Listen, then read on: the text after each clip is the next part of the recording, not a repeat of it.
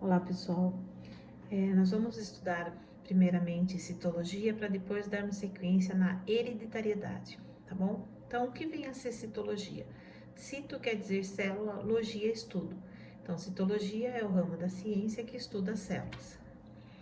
Como que essas células elas são organizadas? Elas podem ser classificadas unicelulares ou pluricelulares.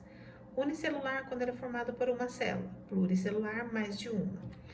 Aqui temos uma imagem de um protozoário, né, que é formado por uma única célula. E esta imagem nos remete seres formados por mais de uma célula, então são classificados como pluricelulares. Partes fundamentais da célula são elas: núcleo, citoplasma e membrana. Núcleo é considerado como se fosse o cérebro da célula, ele que controla tudo que a célula necessita, de água, oxigênio, açúcar, enfim. Ele que vê toda a necessidade. O citoplasma é a maior parte da célula e é formado por um material gelatinoso, onde também a gente encontra as organelas, que são estruturas que também cada estrutura vai desempenhar uma função dentro da própria célula. A membrana tem como função o revestimento, comandando tudo que entra e sai da célula, e ela é formada por gordura e proteína. Também em alguns livros vocês vão encontrar chamadas lipoproteicas. Lipo quer dizer gordura, proteica de proteína, então gordura e proteína. Aqui nós temos uma imagem, né, para delimitar quem é a membrana, quem é o citoplasma e quem é o núcleo. Se você quebra um ovo, por exemplo, para fritar, você observa bem que é uma célula, porque tem uma delimitação, aí tem a parte da clara, né, que é o citoplasma, e a gema, que é considerada o núcleo, tá? É uma célula que a gente fala macrocélula, que a gente pode ver a olho nu, tá bom? Os tipos de células, elas podem ser classificadas procariontes e eucariontes. O que difere uma da outra? A procarionte é aquilo que não tem uma organização no seu interior, tá tudo bagunçado. Já as eucariontes, as estruturas, elas são bem organizadas, apresentam um núcleo, o citoplasma, a membrana e as próprias organelas, que é aquilo que eu falei para vocês. Cada organela faz uma função, uma faz digestão, outra faz respiração, outra faz excreção e assim por diante. Então, aqui está um exemplo das células. Eucarióticas quer dizer eucarionte, procarióticas quer dizer procariontes. Tá vendo? O material genético aqui, ó, tudo bagunçado. Aqui não, tudo bem certinho, cada estrutura para desempenhar a sua função. Agora, a partir daqui que é interessante para a gente começar a compreender a construção do nosso conhecimento. O que é o núcleo da célula, né? Como eu disse para vocês, ele comanda tudo que a célula necessita, inclusive a reprodução. No núcleo encontramos pequenas estruturas denominadas cromossomos, que é uma longa sequência do DNA, que contém vários genes e outras sequências de nucleotídeos com funções específicas nas células dos seres vivos. Ela está intimamente relacionada com a determinação do sexo e a herança genética. Então, aqui nós temos uma célula, onde está o núcleo. Dentro do núcleo nós temos esse X, que é o chamado de cromossomo. Dentro do cromossomo nós temos os genes, o gene, né? Os genes sempre são aos pares, porque uma característica vem do pai e outra vem da mãe. Aquilo que tiver como considerado como dominante é o que vai prevalecer na constituição do ser, tá? E dentro do gene tem o DNA. Bom, o DNA, a gente abrevia, né, a palavra dele, porque na escrita ele significa ácido desoxirribonucleico, tá? E o gene é um segmento do DNA que determina uma característica. Por exemplo, como eu disse para vocês, o gene anda aos pares, uma característica da mãe e outra do pai. Se você tem cabelo castanho, e sua mãe também tem, é porque o gene da sua mãe é mais forte do que seu pai, então ele é dominante, a gente fala. Por isso que prevaleceu na sua estrutura o castanho, tá? E dentro do gene está o DNA. O DNA, pessoal, é a estrutura que nos faz único no planeta, tá? Por isso que a combinação das moléculas, das proteínas que estão dentro, que vai determinar o seu DNA. Qual a função do DNA? É uma molécula que contém informações genéticas passadas de geração para geração.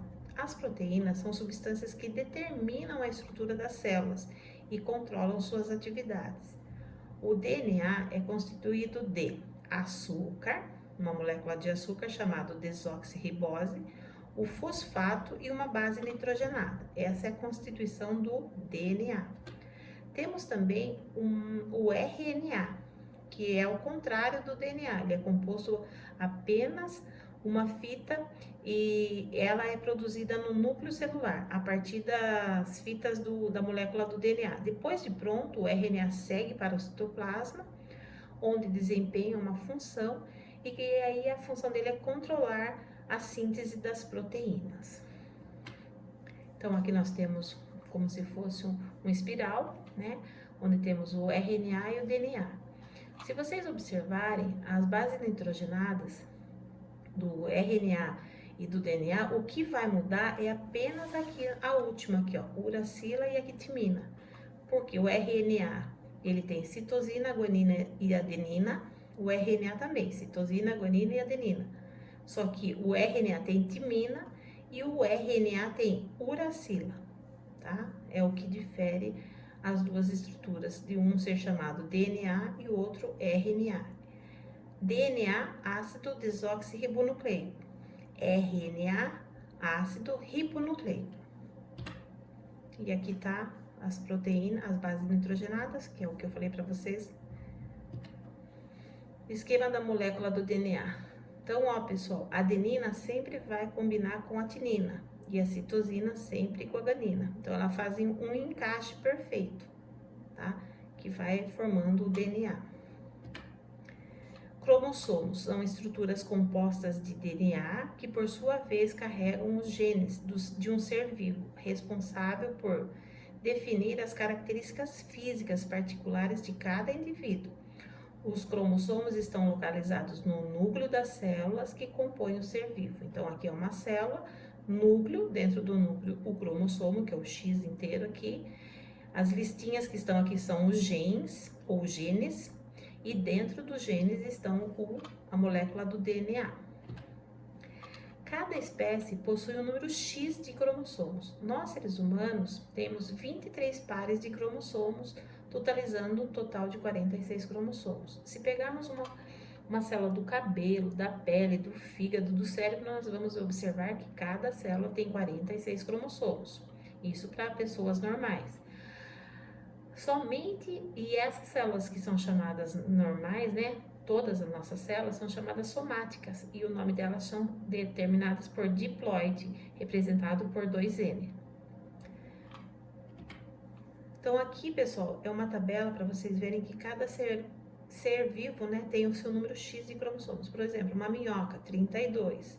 Uma samambaia, 1.200 cromossomos, tá?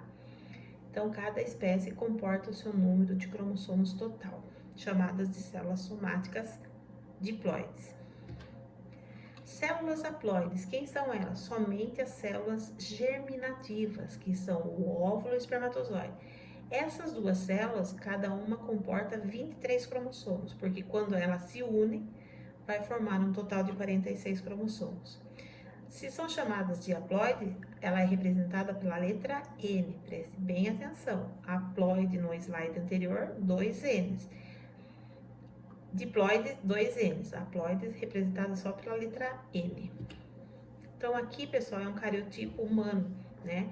A organização dos genes dentro da célula, que vai do 1 ao 23, sempre em dupla, tá vendo? E a mulher, né, ela é caracterizada por XX, tá? Aqui é um cariotipo de uma pessoa que tem síndrome de Down. Se vocês observarem aqui no cromossomo número 21, de vez ele ter 2 cromossomos, ele vai ter 3 cromossomos. Então, ele tem um total de 47 cromossomos finais. Tá, né? Por isso que ele apresenta a síndrome. E cada síndrome, ela afeta um tipo do cromossomos aqui, tá? Alzheimer, aqui no número 17 e assim por diante, tá? Então, tem várias doenças que são genéticas porque ela tá dentro do cromossomos. E aqui que eu disse para vocês, mulher sempre vai ser representada por XX, homem XY.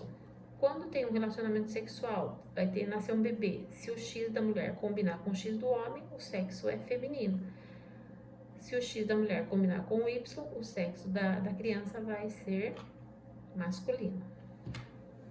E aí a gente encerra a nossa aula por hoje. Beijo e até a próxima!